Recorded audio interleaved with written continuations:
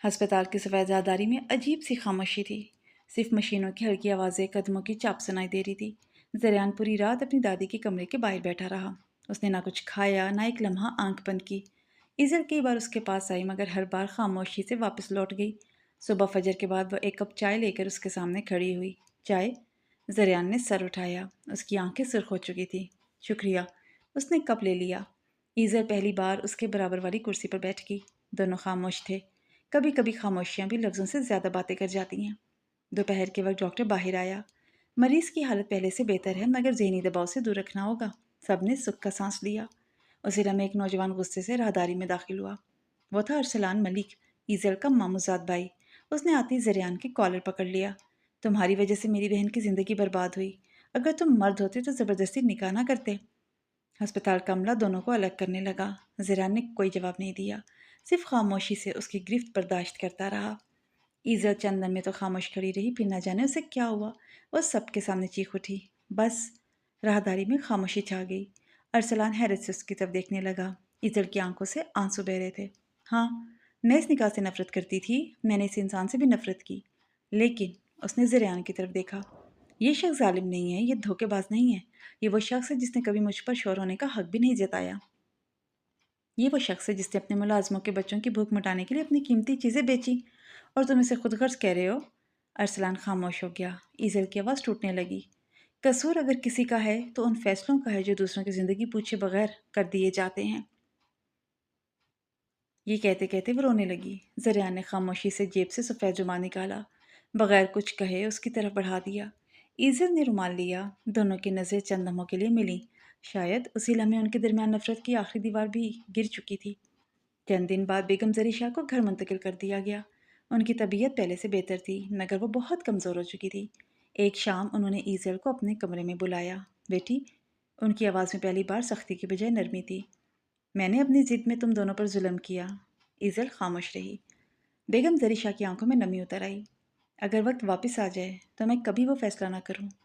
یہ الفاظ سن کے ایزل کا دل بھر آیا۔ اس نے پہلی مرتبہ جھک کر ان کے ہاتھ چوم لیے۔ دوسری جانب سلیمان شاہ کی بے چینی بڑھتی جا رہی تھی۔ دادی کے زندہ بچ جانے سے اس کا منصوبہ ناکام ہو گیا تھا۔ اب اس نے آخری چال چلنے کا فیصلہ کیا۔ اس نے حویلی کے اکاؤنٹنٹ کو رشوت دے کر تمام مالی ریکارڈ میں رد و بدل کروا دیا۔ چند دن بعد پولیس وارنٹ لے کر حویلی پہنچ گئی۔ زریان شاہ، آپ پر کمپنی کے فنڈز میں خرد برد کا الزام ہے۔ پورا خاندان سکتے میں آ گیا۔ ایزل بختر آگے بڑھی۔ یہ جھوٹ ہے، مگر کاغذات بظاہر زریان کے خلاف تھے۔ زریان نے صرف ایک بات کہی، میں نے کوئی جرم نہیں کیا۔ سچ دیر سے ضرور آتا ہے مگر آتا ضرور ہے، اور وہ پولیس کے ساتھ چلا گیا۔ اس رات ایزل پہلی بار ٹوٹ کر روئی۔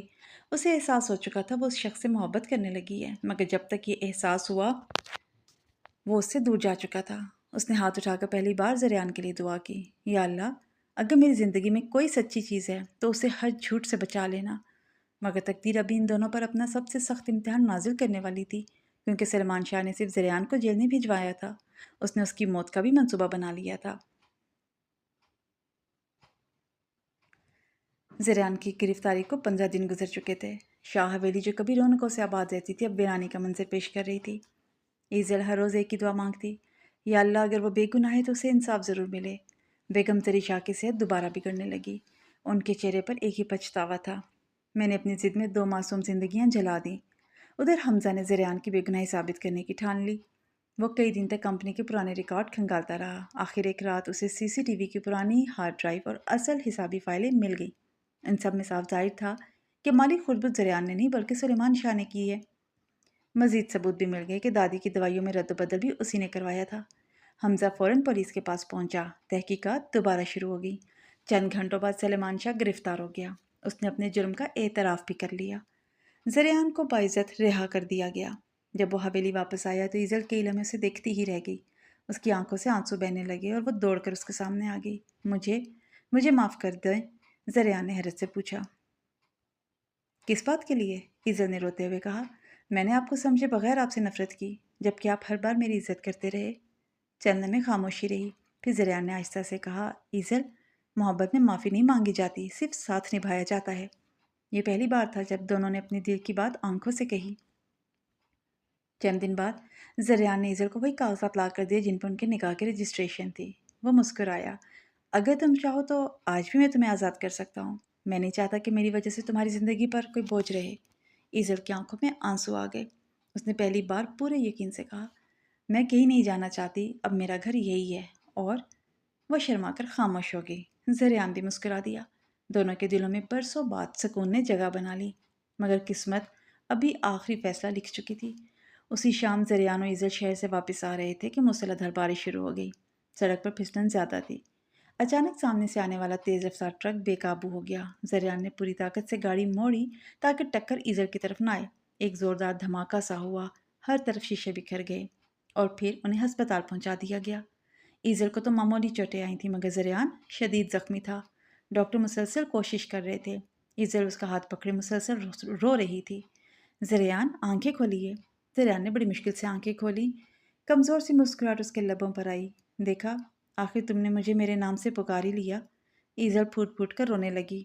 آپ ٹھیک ہو جائیں گے، ہمیں ابھی بہت سی زندگی ساتھ گزارنی ہے۔ زریان نے آہستہ سے سر ہلایا۔ ہر محبت کو لمبی زندگی نہیں ملتی، لیکن سچی محبت ہمیشہ دلوں میں زندہ رہتی ہے۔ اس نے لرزتے ہاتھ سے ایزل کے آنسو صاف کیے۔ ایک وعدہ کرو، کبھی کسی لڑکی پر زبردستی کوئی فیصلہ ہوتے دیکھو تو اس کے لیے آواز ضرور اٹھانا۔ کسی کی عزت بچانے کے لیے کسی کی زندگی قربان نہیں ہونی چاہیے۔ ایزل سسکیاں لیتے ہوئے بار بار کہتی رہی، وعدہ ہے، میں وعدہ کرتی ہوں۔ زریان نے آخری بار اس کی طرف دیکھا۔ اس کے لبوں پر ہلکی سی مسکراہٹ آئی اور پھر اس کا ہاتھ آہستہ سے ڈھیلا پڑ گیا۔ مشین کی مسلسل آواز پورے کمرے میں گونج اٹھی۔ ایزل کی دنیا ایک لمحے میں اجڑ چکی تھی۔ چند ماہ بعد شاہ حویلی اب پہلی جیسی نہ رہی تھی۔